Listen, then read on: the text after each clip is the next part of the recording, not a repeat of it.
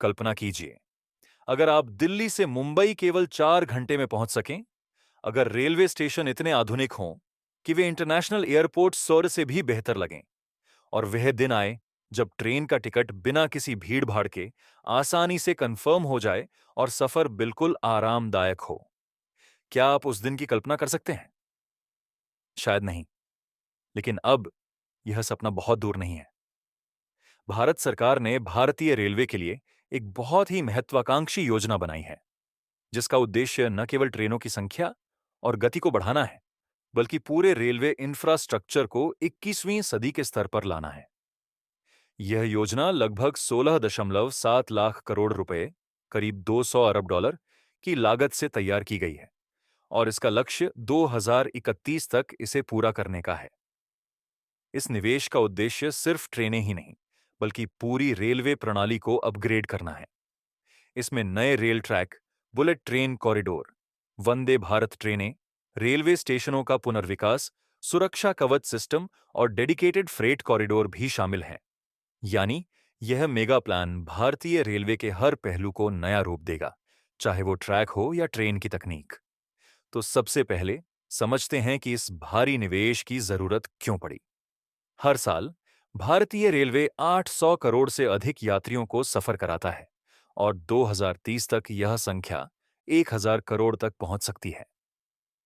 भारत में शहरीकरण तेजी से बढ़ रहा है, और इस कारण मौजूदा ट्रेनें, ट्रैक्स और स्टेशनों की क्षमता यात्रियों की बढ़ती जरूरतों को पूरा करने में सक्षम नहीं हो पा रही है। यही कारण है कि सरकार रेलवे में इस तरह का विशाल निवेश कर रही है। भारत का रेलवे नेटवर्क दुनिया का चौथा सबसे बड़ा नेटवर्क है, जो 32,310 किलोमीटर का ट्रैक सिस्टम, 13,200 पैसेंजर ट्रेनें, 11,700 मालगाड़ियां और 8,000 रेलवे स्टेशन हैं। पिछले 10 वर्षों में सरकार ने 31,000 किलोमीटर नई रेल लाइनों का निर्माण किया है। आने वाले 5 वर्षों में 1 लाख करोड़ रुपए सिर्फ यात्रियों की भीड़ को कम करने और वेटिंग लिस्ट को खत्म करने के लिए खर्च किए जाएंगे। वर्तमान में रोजाना करीब 13,200 ट्रेनें चलती हैं, लेकिन इस प्रणाली को दुरुस्त करने के लिए 3,000 नई ट्रेनें जोड़ी जाएंगी। ये कोई असंभव काम नहीं है, क्योंकि हर साल 5,000 कोच बनाए जाते हैं, जिससे सालाना 250 नई ट्रेनें बनाई जा सकती हैं। अगर आवश्यक हुआ तो सरकार प्राइवेट कंपनियों से मदद लेकर इस उत्पादन को और तेज कर सकती है।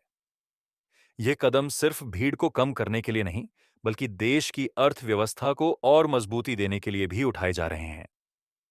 जब लोग कम समय में अपनी यात्रा पूरी कर पाएंगे, तो उनका उत्पादन और कार्यक्षमता बढ़ेगी। ट्रेनें बढ़ने से ट्रैक पर लोड भी बढ़ेगा, लेकिन सरकार ने इसके लिए भी पूरी तैयारी कर ली है। 2022 में जहां हर दिन 14 किलोमीटर ट्रैक बनाए जाते थे, अब यह बढ़कर 16 किलोमीटर प्रतिदिन हो गए हैं। अगले 10 सालों में 7 लाख करोड़ रुपए सिर्फ ट्रैक पर खर्च किए जाएंगे, जिसके परिणाम स्वरूप भारत में 500 kilometre high speed railway track बनाए जाएंगे। इन ट्रैक्स की स्पीड क्षमता 180 किलोमीटर प्रति घंटा होगी। इसके अलावा अगले 5 वर्षों में भारतीय रेलवे पूरे देश में कवच सुरक्षा प्रणाली स्थापित करेगी, ताकि ट्रेन दुर्घटनाओं को रोका जा सके। अभी तक 3,500 से ज्यादा ट्रैक पर कवच सिस्टम लगाया जा चुका है। रेलवे के इंफ्रास्ट्रक्चर में सुधार के साथ देश भर में इलेक्ट्रिफिकेशन पर भी जोर दिया जा रहा है। अब रेलवे नेटवर्क का अधिकांश हिस्सा इलेक्ट्रीफाई किया जा रहा है, जिससे डीजल पर निर्भरता कम हो और पर्यावरण पर सकारात्मक असर पड़े। वर्तमान में भारत में 97% रेलवे लाइनों को इलेक्ट्रीफाई किया जा चुका है, और 2026 तक यह पूरी तरह से ग्रीन रेलवे बनने की दिशा में अग्रसर है। वंदे भारत और अमृत भारत ट्रेनों की भी बात करें, तो वंदे भारत अब भारत की पहचान बन चुका है।